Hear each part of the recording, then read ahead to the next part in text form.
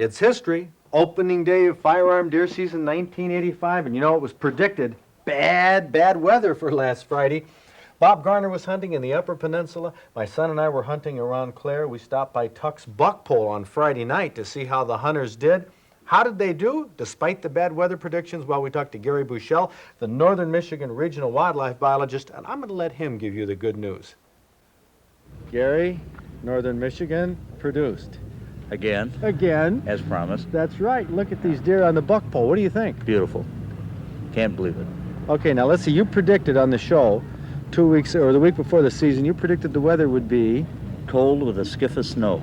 It's cold right now. It has really turned cold. That's right. Really yeah. in the past few hours just here on opening day. Right. We did have the skiff of snow. Was the snow throughout the northern part of the state? Pretty much south of Sheboygan to, in fact, it got heavier as it got towards Clare, but then dropped off. You know, the weather forecast said it was going to rain. Yeah. I was predicting a bummer opener. It was great. You heard it on the weather, but I didn't feel that way. I didn't feel that way. Jerry Weinrich, you're the new biologist here in the Houghton Lake area. Looks like the hunters turned out the deer. Real good. They did. What do you think? Will this season be a record breaker, or? It'll be one of the best ones. I wouldn't know. I wouldn't want to say that it's going to be another record. It's possible. Are the deer bigger than they have been? Body-wise, not so much, but the antlers are on average larger.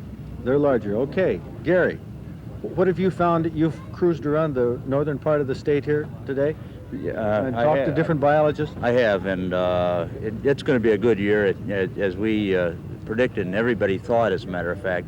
On the first day, it's hard to tell what the final tally will be, but it was a great opener. Good weather. It was cold. It was crisp.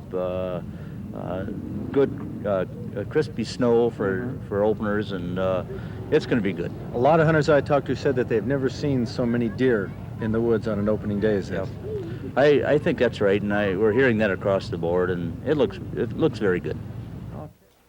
How did I do? I was hunting with a handgun this year. Last year I went dry. Well, I tell you, I'm going to save that in a moment. I'm Fred Trost. Join me right now for our Deer Season 1985 report on Thursday night, because it's time for Michigan Outdoors.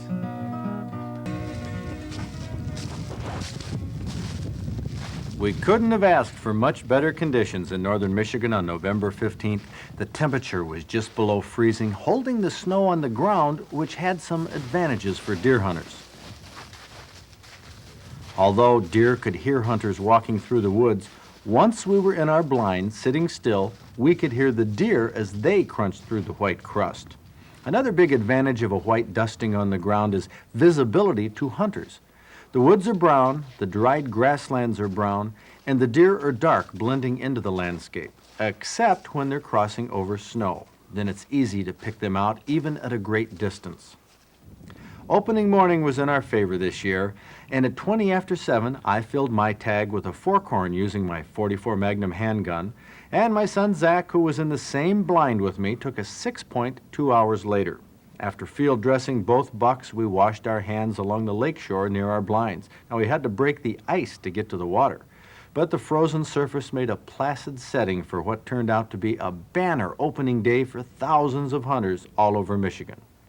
The woods are full of deer this year, and hopefully the harvest by hunters will be enough to prevent any serious starvation or disease problems that usually occurs when a population expands beyond its normal numbers.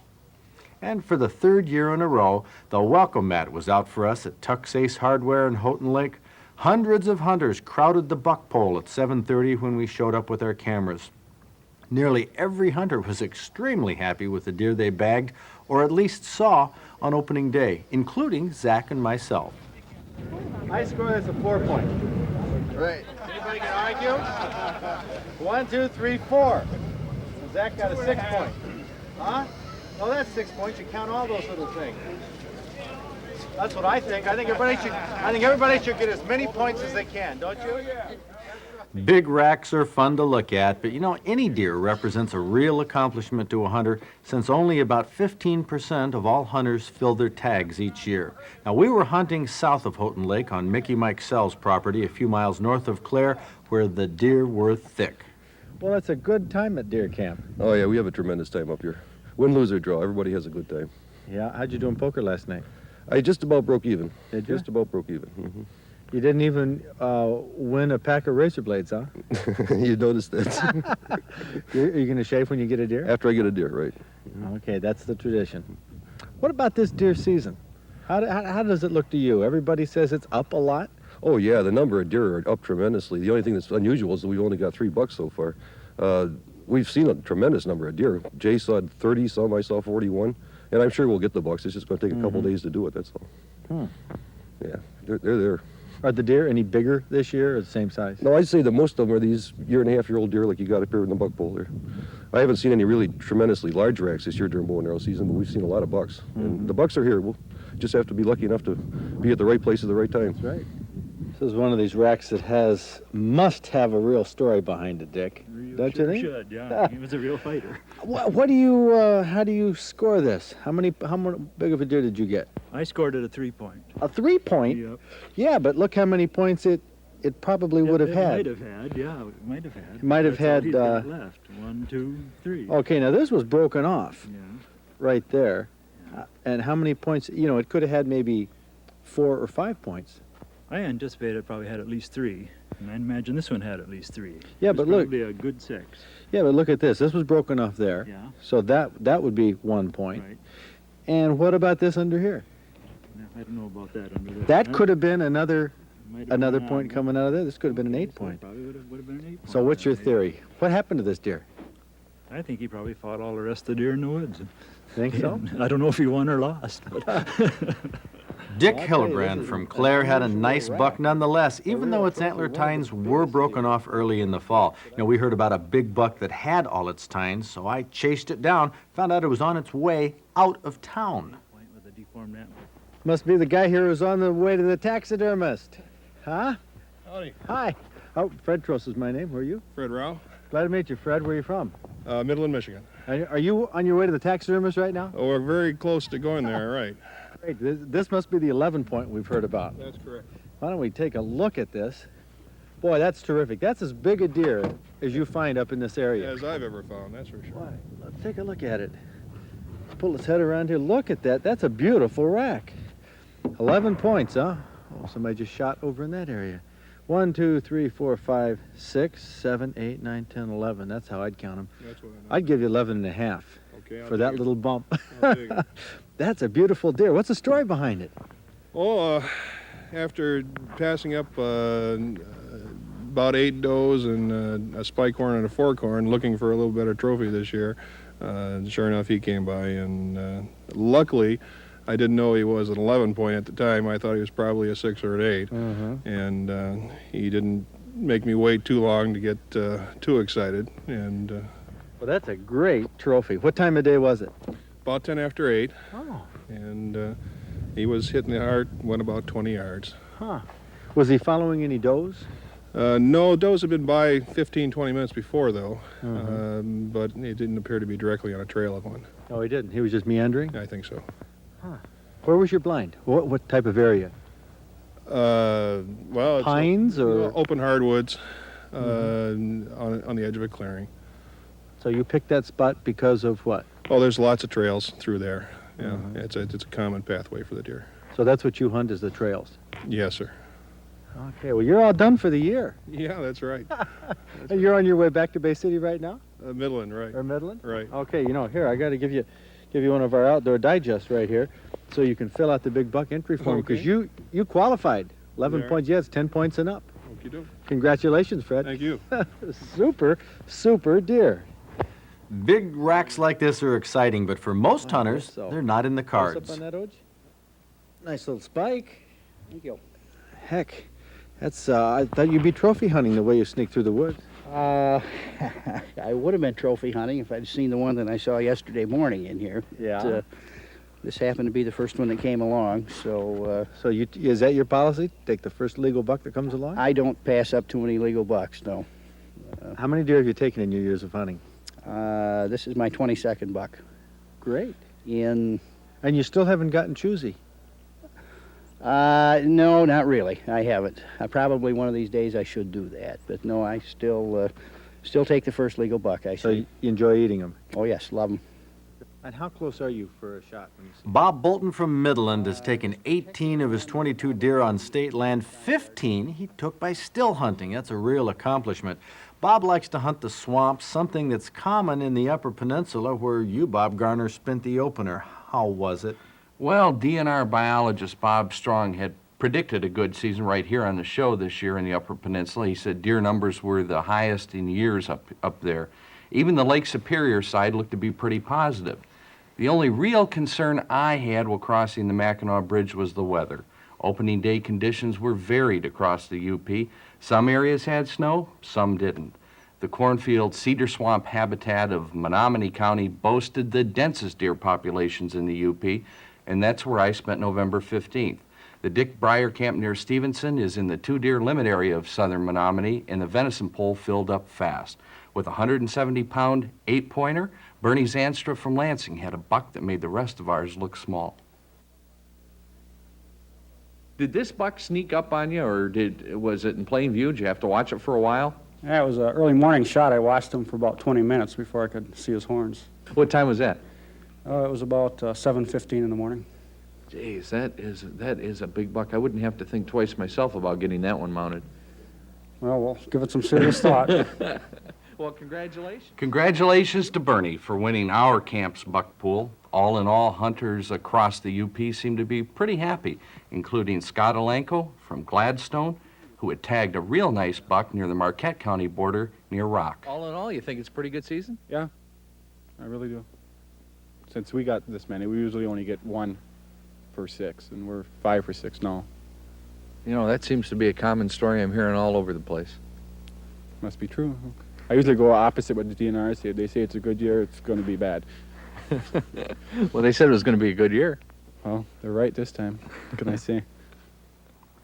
Deer check stations were really busy as biologists took data from thousands of deer and handed out successful deer hunter patches to an equal number of lucky hunters. At the Elma check station, we talked to DNR Southern Michigan biologist Ed Tucker, who was keeping a real close eye on the deer opener success in southern Michigan. Overall, are the hunters seem to be satisfied? Are they seeing as many deer or more? Well, most of the hunters are really quite happy. In fact, that was the enthusiastic remarks that we got from the district guys, that everybody was really excited, the ones who were down here hunting in southern Michigan. We had a good opener, basically from the area north of Jackson. We had a little rain on opening day south of Jackson, but basically north of Jackson all the way up to the Region 2 line was very, very good. You couldn't ask for a better opener than that, and everybody's happy. The second day it rained. That's got to put a damper on things. Yeah, that was a lousy day for everybody. Not too many shots, although there were some areas where we had some reports where some deer were taken, but basically the deer pretty well snookered down, and I think the hunters did too. Have you got any tips for hunting this late part of the season in southern Michigan? It still should be quite hot.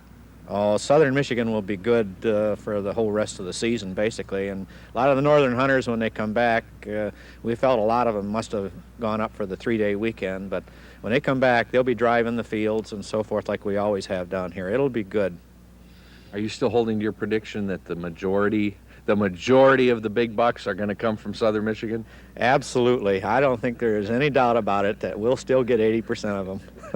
Well, we'll have to check that out on our big buck night. Good. We're very proud of the Region 3 herd and the way it's coming up, and we expect it to still increase in size. Well, while the southern herd has been growing, so was Tuck's buck pole at Houghton Lake, and Tuck was all smiles on opening night.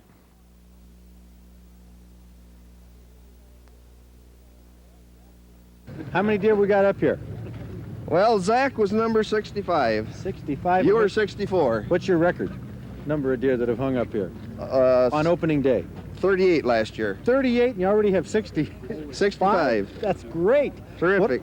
Well, that says that it's been a good season up here in the Houghton Lake area. Nice bucks, big racks. What's the biggest buck that you have? Do you know? 11 point. 11? Yeah. Where'd that come from? You can't remember. Camp Kovac. Oh, yeah? Yeah. Well, good. It looks like you got a lot of happy hunters here. Yeah. A lot of big deer. Are the deer bigger in weight? Have you noticed, Chris? Some of them are, yeah.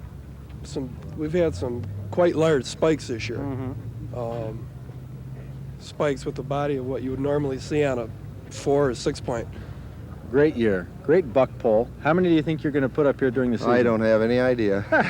Think we you're weren't gonna ready. hunt? We weren't ready for this. You weren't? We knew it was going to be a good year, but this is fantastic.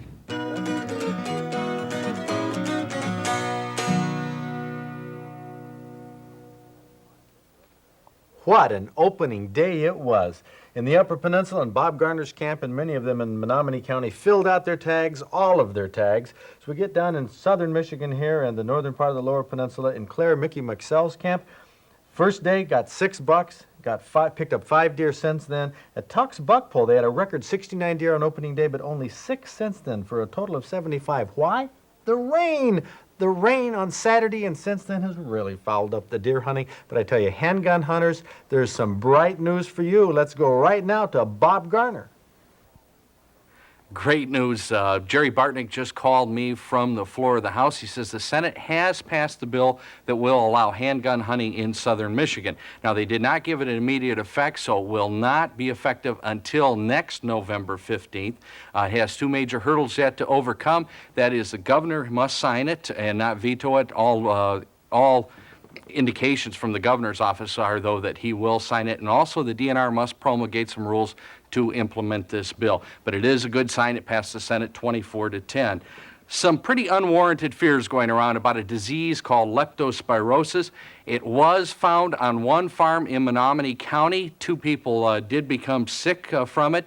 There were some warnings given to deer hunters not to clean their deer unless they were using rubber gloves. Well, I talked to DNR veterinarian Steve Schmidt about the disease, and he says never in any of the literature has anybody noted a human being catching this bacteria, leptospirosis, from a deer. In fact, he says he can, and I can quote him on this, that he is far more worried about a tree falling on him in the woods while he's deer hunting than contracting leptospirosis from a deer. Deer check stations are running low on patches. It's another indication of what a terrific season we've had already in Michigan outdoors. In fact, they've gotten rid of almost 20,000, and they are ordering 5,000 more for this weekend. This outdoor reminder, too, the Clio Deer Check Station on I-75 north of Flint will be open this weekend. Here is the successful deer hunter patch you can pick up at a DNR check station for getting a deer and checking it in. We also are going to talk in a moment, Bob, about our Big Buck Night and how you can get a Stroh's Big Buck Award. But first, I want to pull out of the digest here a question, and a lot of us who have hunted with Bob and have been around beagles and are looking forward to rabbit season have the same request as Rodney Altman from Rogers City. He says, I would like to see how to train a beagle. Now, Bob, since you have beagles, how do you train a beagle? Rodney, there isn't enough time to show you how to train a beagle to get them to do exactly what they're doing now, instinctively hunting a track and following that track. All it takes really is you need to get the beagle out, get them in areas where there's plenty of rabbits, and let their instincts go to work. And it takes some time generally. In all the beagles you've had, Bob, and I've hunted with you a number of times, have you ever had one of your beagles come when you called it? I think Smoke and Clancy were pretty good at that. They were pretty beagles, good. They aren't exactly untrainable. They're very intense on chasing rabbits. Quickly, on our Big Buck Awards, if you have a deer that is 10 points or more, this one here is 8 points, it wouldn't qualify for a Stroh's Big Buck Award, but our point is 1 inch or longer, a tine including the tip of the main beam, and this here is a 7-pointer, a great rack, but if you have a 10-point or up, you will qualify for one of our awards and maybe be a candidate for Big Buck Night on December 5th. We also have special awards. You don't have to have 10 points in order to qualify for the widest outside spread, or the longest tine. Measure a tine. If you figure you have an unusually large tine on a rack, or an unusually large circumference of the burr, or what is the other one? Oh, the longest main beam from the burr to the tip. We're going to have some special awards. It's going to be a fun night on December 5th, Big Buck Night. Our entry form you can pick up from most registered taxidermists, or right here from our Outdoor Digest. And the address will be coming up where you can send for one. Call us right away if you have a big buck, because we might get you on Big Buck Night. Now, let's see what your outdoor knowledge is. See if you can answer this question in our outdoor quiz. Who was the fastest pistol shooter in the world? Ed McGivern is regarded as the world's fastest with a pistol. On August 20th, 1932, he fired 5 shots from a .38 double-action revolver into a target the size of a $50. He did this in 9/20ths of a second. Well, I tell you, Kathy, the recipes you've come up with, in it's this issue good. of the Digest are incredible. This is Spicy and this is a good. candidate right for the top. It is spicy. Is this is venison in here Yes. that tastes like beef? Is this your venison from opening day? Not this year. Your venison from opening day. Yeah, my venison from opening day Mine's last year. getting bigger for next year. Okay, well. The season's not over Yeah, yet. the Yeah. season's not over. You still Just have because time. Fred and That's I have right. our deer, don't feel bad. You still got time. You know, Okay, I will. the venison in this recipe tastes more like beef than any other recipe I've tasted. It's good. Mm. It's got to be trimmed. In fact, look at this. If you look at the beef, venison, in here, you can just cut it with a Tender. spoon. Yep. It's tender, tasty. Kathy, why don't you show the folks the trick to how you make venison Alrighty. like this? Okay. First thing to do is trim it. Get all the fell off, like we've said. Fat, that's where your wild taste comes from. Okay, this is going to make it taste more like beef, like you say, Fred. Well, the connective tissue is not only hard to chew, Oh, yeah, but you it can't chew imparts it. an off flavor. That's where it's all at, right there in the beginning. That stuff, and so many people And leave it comes that off on. easy. It's you easy know. to trim, yeah. Yeah, there's no reason to leave it on. So that's the first thing that we always do, That's Kathy, right. with our venison. That's right. We cook Gives up you here on Michigan Outdoors. Now for this recipe, this crock pot recipe, You want to cube it. We want about 2-inch cubes. And just go ahead and cut it, and then brown it in flour and fry it. Doesn't take too long. You don't want to rush this step, though, because you want all sides browned. you know, you can cook it in the pan for maybe 6 or 8 minutes that That's way. right. And it's And great. Tender. Yes, it would be. tender and great. But this way, you just want to brown all sides. A little bit of oil. And add some mushrooms, chopped onion. This is all going to go in the crock pot. This is all going to go in the crock pot, and then add the meat. Right. Some green pepper. Oh, this green pepper is good in this. it's tender. Some garlic. Quite a bit of garlic. Can you Boy, taste that's the a garlic? lot of garlic. Yeah, it is. But it doesn't taste like a lot of garlic. 2 bay leaves. Some cayenne pepper. Oh, and that, we can taste that Yeah, in here. you sure can. Oregano, some dill weed. I can taste the dill weed. Mhm. I like dill weed though. I can taste the Tabasco sauce. Yes, you sure can. Some salt and pepper. And some tomatoes. Stewed Just tomatoes. a small can too, and that's, Mhm. you know, you don't need a lot. 2 cans of cream of mushroom soup. What an unlikely group of ingredients. I mean, Yeah, but it you is. Can, you can taste each of them in It's here. not, doesn't have your carrots and potatoes and everything else that you would, you know, normally. Mushrooms, onions, green peppers are good. The You don't garlic's- smash the no, garlic you up? don't chop it or anything, no. Wow. Yeah. How much was that of the paprika? Half teaspoon. Half teaspoon of dill weed. Teaspoon of black pepper. I tell you, this is tasty. It is. It really is. Not. Oh, you did find a bay leaf. I found a bay leaf in here, Some yeah. 6 drops of Tabasco sauce. Oh, come on, Kath, put a little So more. we add a little bit more. You know, we prepared this for the guys at deer camp that I took up there. And one thing that they did while I was out hunting, and we had it on cooking in the crock pot opening day, somebody added a bunch of water to it. Oh, well, it'll make it soupier, and It it made it will soupier, it cut was- down on the spices. It'll But it dilute them a was- little bit. It was great. But after you mix those up, Add the browned meat. Boy, those are large chunks of brown. They Yeah, are. they do break down, though. I'd they- save one of those out and eat it. Right that way. Like right now. You know, just stir it up and let it cook for about 8 hours in the crock pot. It has a stroganoff smell It does. to it in the And early stages texture. of cooking. Yep. And put this in the crock pot for Go about out 8 hunting. hours. Right, go out hunting, get your deer, come back, and it's done. Do you know what the guy said about this at deer camp? Can you imagine? No, I'd like to hear. Here we go, right now. Very tasty. Just right. What'd you say cooked it? Just right. Does that I taste don't- like wild Did you game? do it? Did you do it? Like venison to me. Like venison, yeah. How did you get the venison so tender? Venison tender because it cooked for 8 hours in the crock pot. It just falls apart. No wonder. Look Right. at this plate. I mean, look at that one. I looked Hey, at it. there it is. Huh? There's the evidence. That's the evidence right there. We got 2 clean plates. Right Lick here. the platter clean now. If that doesn't say it. What do you think, Captain? It could have been better if I did it myself. Well, good. You want some more? Sure. Do you? I think that's Okay. That's got Pick some up salmon more. in it, right? What about it, Nicky? Oh, it's great. I'm on my second bowl right now. On your second bowl? Hey, well, I'll get some out here for you. Abel? Hey, you don't have to take my word for it this time that the recipe is great.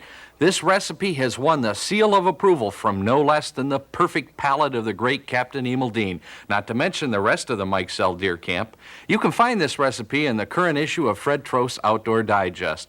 For those of you who haven't tagged your buck, try it with beef. For those of you that have tagged a big buck, be sure and write for a big buck entry form in this issue of the Digest. No, Well, why didn't you bring it here? it's not my fault, my dad's. Where's your dad? Right there. What's the deal, Dad? This is Tuck's buck pole. This is deep. Everybody with the big rack I had. Oh yeah? Yeah, I didn't want to make nobody A spike horn? Hey, well, there's nothing wrong. Anything wrong with a spike horn? No. Hey. See? Next year. Right. Okay, what about you? How'd you do? 5 point. That's great. I think so. Spike. Spike? You guys are all successful hunters. Spike. No kidding. 4-pointer. First one for 4-pointer? 13 years. You guys are doing great. What about you? 5 point. A 5 point? You didn't? No, Why not? he said did it. Oh, you're not old enough, I bet. No, You can be a buck hunter when you get bigger? yeah. Okay, Chris, that's great. Got your flashlight? You got your gun? Whoa, he's ready. Yeah. Yeah, and you've had the hunter safety course, the whole works? Yeah. Has he really?